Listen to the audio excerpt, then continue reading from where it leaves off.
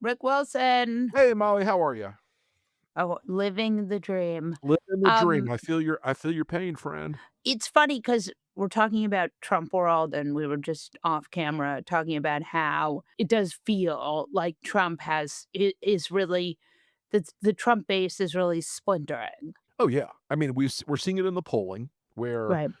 that for years and years and years and years and years, it was that 35% that could not be moved. And now it's the 25% that can't be moved. Mm, And I think there's some stuff that's happened out there. I think it's the economy and his right. absolute botching of the economy. I think that's a huge factor. You can't unweigh that factor. And again, that's the problem that Biden world had too, which was Sure. you can't tell people if people are mad that their groceries are now twice as much money, it Right. doesn't matter what you tell them, they have Correct. their own lived experience. And you know what, the Biden administration said the same things to the Republican and Democratic voters Right. that Trump is saying now. The stock market's doing great, and it was. Prices are coming down, and they were, but it didn't make people feel better because they Yeah. didn't experience it in their day-to-day life, and with Trump now, I think it is sunk in now because you're starting to see these polls like, who was a better president? People are saying Biden by not by a Right. lot, but by But some. by Well, 8 but consider points, how I bad Biden's mean, numbers were. yeah. Striking. But I Yeah. think that they have this weird sense that, maybe it had started to turn the corner and then Trump did all this tariff stuff.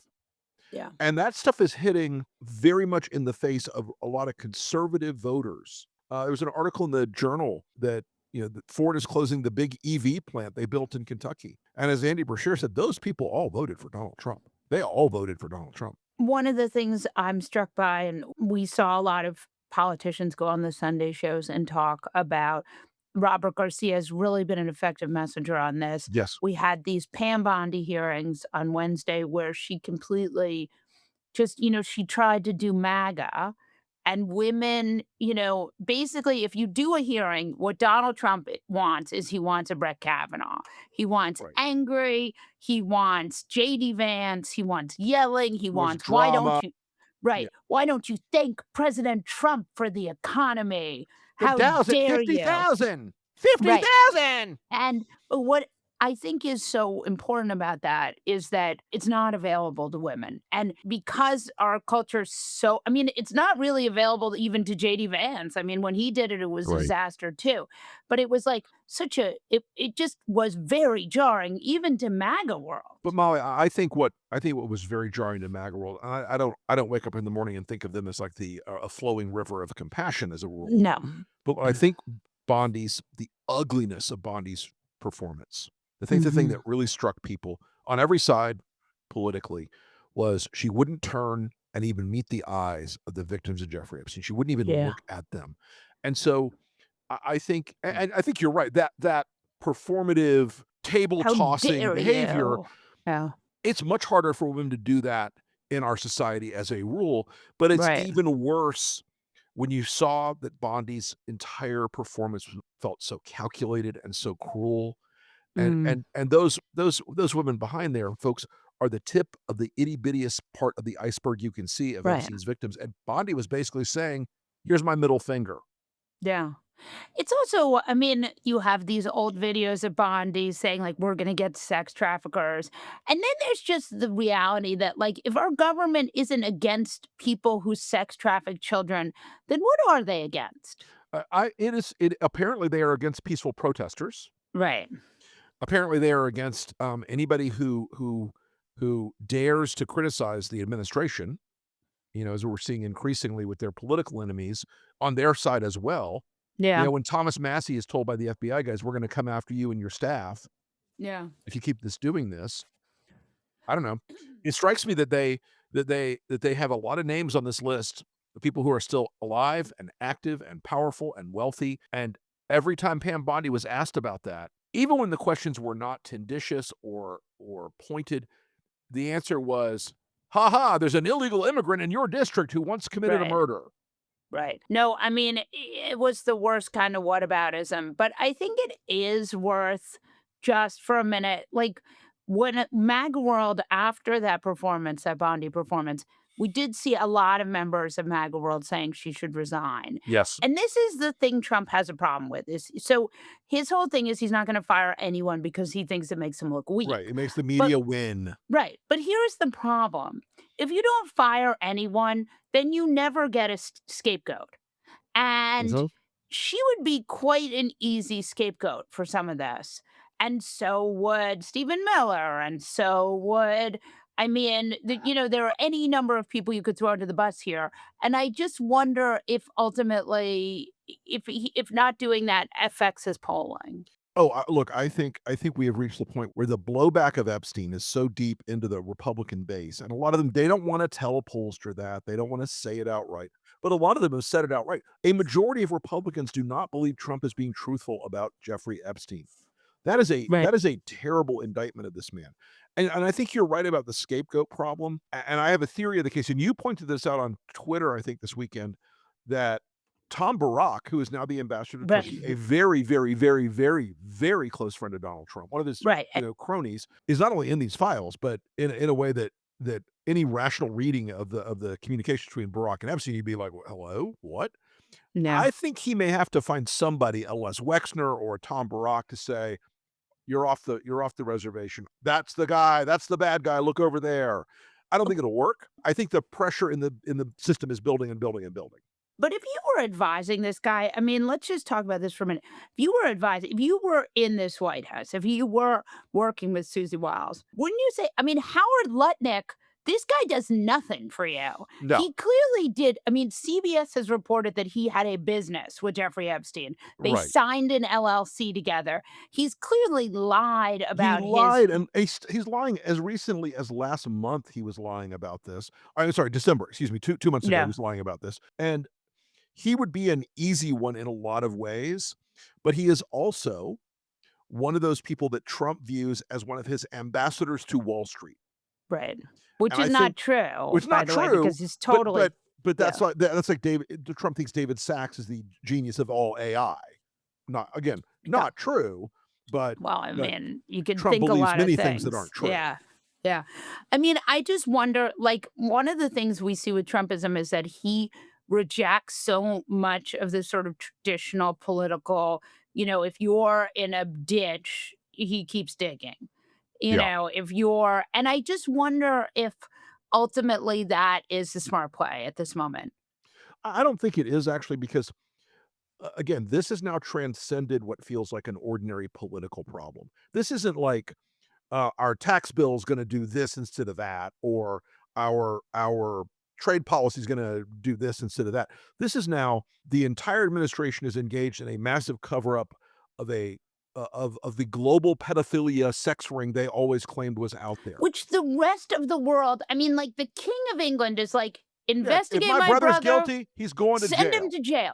But Donald Trump is like, no, Howard Lutnick is too important for him to even face any accountability. Right. By the way, the guy has never fucking worked in government in his life. Okay, so I have cooked up a theory and I want you to talk me off the Okay. light. Tell me if I'm wrong, okay? Okay. Because we often have these talks, usually not in the podcast, but Yeah. okay. My theory is that Democrats in the House should begin impeachment on Pam Bondi as a way to so they can do it because they have a 1 seat majority and all you need is 1 seat, Right. Republicans have a 1 seat majority, so you could get it going.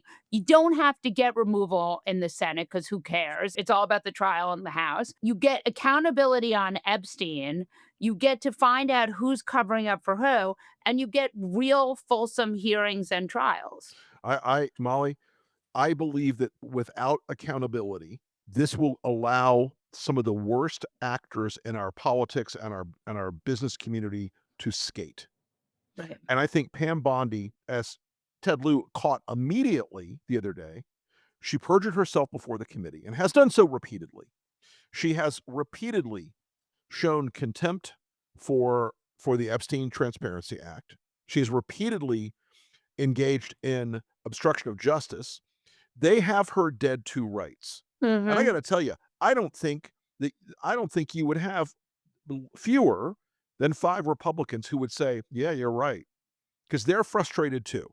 And this is a little friend of a friend, but I talked to somebody who talked to somebody else who does a lot of Republican campaigns in the House, got like a big time consultant. And a friend of mine spoke to him over the end of the week last week who said, I'm telling all my guys, if it comes down to selling out Pam Bondi, sell out Pam Bondi. Her numbers for Donald's Right. appreciation, 17% approval rating. Right. I mean, that's the reason why you pick scapegoats is because they ultimately politically help you. Yep. And that's what I think is such a strange little situation Trump has cooked himself into, right? Because no scapegoats, no firing, no. But Mhm. then ultimately, don't you take all the blame? If you don't throw someone else under the bus will come for you. If Yeah. you look at the way Trump runs everything, Pam Bondi's his personal lawyer. She answers Right. to one person. If he wanted this out, it would be out. Right. Therefore, if he throws her under the bus, he's still gonna take radiation from it, but maybe a fraction less. "Oh, I didn't Yeah. mean for her to do it that way." Yeah. So what is interesting to me about this run up to the midterms here, we're like 9 months from the midterms. Tell me. Trump, I know. Trump knows that he has figured out that his polling is terrible, hence the SAVE Mhm. Act. They don't have the numbers for the SAVE Act. As Nope. long as there's still a filibuster, they can't radically reshape federal elections, at Mhm. least not yet. There's like a panic with Republicans, but I just don't see this as, it doesn't, it seems like they see what's coming and they're really worried. They are beating and in fact, that phone call I had made to my former Republican friend was about the SAVE Act. I was kinda curious, like, what was his take on where the SAVE Act was, and, you know, he said to me, he's like, "What's interesting is they're doing all the right things according to the MAGA rule book. They're flooding the zone on Twitter. They're pumping out emails. They're all going on Fox and trying to make the SAVE Act a thing, but the SAVE Act is not a thing." Well, you Yeah, just sure, don't have the American numbers. You don't right. have 60 They voters don't for have it. they don't have 60 Republican votes, even though Susan Collins has now said she's gonna support it. That puts them at 50. It's a Yeah. long haul between here and there, and I promise you, it doesn't take a lot of opposition at this point to derail this thing because Tom Tillis is gonna be out there. He's gonna say no. Mhm. I think you already know the SAVE Act is failing because Trump over Friday and over the weekend is like, "I'll just do an executive order," which is Right, not which how any of this works, right, and he but he's already gonna did an election integrity yeah. executive order. I mean, okay. Yeah, look, the problem of illegal aliens and illegals voting is a problem so small, you could put them all in a movie theater that happen Right. every year. It's like 100 cases in the whole country every year. 100, folks, not But it's just 100,000. but none of this is real. I Of mean, course, this is all about it's all Republicans made up. It's worried all made up. about losing. And by the way, Molly, I think one thing that somebody pointed out last week, if the documentary evidence of who is an American citizen requires two pieces, a real ID, driver's license, and a passport or a certified birth certificate, the people who have passports are not voting for Donald Trump's No, candidates. they certainly are not. Those That's of us right. with a worn out passport are, generally Not speaking, Trump not voters. Trumpers. So Yeah. this may end up being like the Texas redistricting. It may be something they think is really smart, clever on paper, and turns around and bites them on the butt in the end. Let's talk about the Texas redistricting because this is just so Trump says to Texas, says to Governor Abbott, we want 5 districts. Governor Abbott says, happily, sir, we got 5 districts. The problem is, Donald Trump did really well with Latino voters before he started arresting all of them. Rounding them up and putting them in warehouses and shipping them back to a foreign countries they didn't come from? Yeah, Yeah. yeah, yeah. Yeah. It's working out well And for him. yeah, and like Florida, where they have a Democratic mayor in Miami for the first time in 21 years. Talk us through that. Look, there is a congressional seat 27 in Florida, Elvira Maria Salazar, who is a Trumper in a district that went for Trump bigly, as Trump would say, Yeah. in 2024. And then they started taking all the Cubans and Venezuelans off of temporary protected status and started Yeah. deporting them, and they're gonna deport 300,000 people. Now, these people are not voters, y'all, but their family members who lived here in America all are, and their friends and their relatives all are, and it has caused this huge blow up in South Florida. But this is replicating across Texas, across Arizona, across Florida, in North Carolina, which has a Yeah. surprisingly large number of Hispanic immigrants. New It is, Mexico. yeah, New Mexico. It is blowing up all over the country, and our buddy Mike Madrid the other day was just going through these numbers, and that advantage Trump had in 2024 because he got Hispanics into this frame where he was gonna make the economy bang and do great for them, it's gone. It's over. They've not only flipped back to their median where they've always sort of been politically, they've gone further towards the Democrats. I don't know about you, but I don't think in 9 months Donald Trump is gonna turn this ship around. Well, the billions of dollars that go to ICE, that's to target them. I Oh, yeah. mean, it's also to target any other group of people, but the real I mean, when you have Kavanaugh stops, right, where you're allowed to stop people because they look a certain way, they're not stopping them because they look super white. No, no, they're not. And by the way, I know as we've all talked about, he doesn't like the word Kavanaugh stops, so that's why I like to say Kavanaugh stops as often as I can to remind people that Yeah. Kavanaugh is responsible for Kavanaugh stops. Listen, if you're a Supreme Court justice and you say that racial profiling is okay and you're Justice Kavanaugh, then it's a Kavanaugh stop. Yep.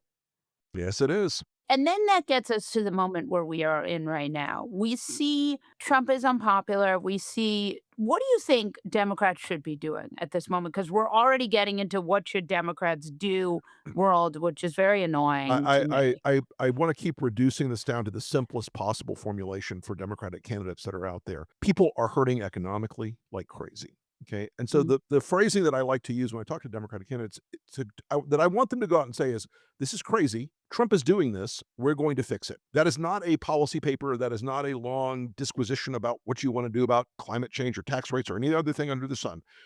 It is a straightforward, "Here's the problem. Here's the cause of the problem. I am the solution." They need to be the solutions to this problem. They need to be saying right away, "We're going to kill these tariffs day 1, hour 1, minute 1 in Congress and get the economy moving again. We're gonna stop this corruption in the White House and get the economy moving again. We're gonna stop the sweetheart deals for Trump donors and get the economy moving again. right. We're gonna stop AI companies from getting handouts, so that ordinary Americans can instead of Mark Zuckerberg and Elon Musk. I mean, this is an easy lift right now because Trump's insanity is self-promoting, self-fulfilling, self-defining. Democrats saying, "We're gonna be the party about getting the economy moving and fixing these problems and making your life better." Right. It's not about prescription drug policies, it's not about anything like that. People wanna be spoken to in the language they speak at home, not in the language we speak in Washington. Yeah, I think that's right. And I think affordability is a good way to focus and was good to see AOC out there and Munich Security Conference trying to get that message I out mean, there. she and Newsom, I think both at Munich did a very credible job of not letting Republicans own that space. I mean, Right. Gavin Newsom basically saying California's gonna have our own foreign policy if these idiots won't. Okay. I also thought watching Marco out there. Oh, So last that was his presidential opener. right. So last year, JD Vance went out there and yelled at them. Mhm. This year, Marco was out there trying to do JD Vance, but without slightly less obnoxious. It was, "I'm still gonna be a dick on Donald Trump's direction, but I'm gonna nod and wink to you." Right. And he was trying to contextualize a lot of it in a way that spoke to the white supremacy group.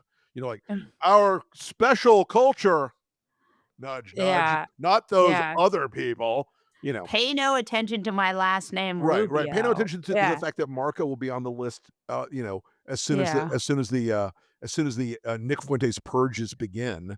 Ooh, well, women too. So, Rip Enjoy. Wilson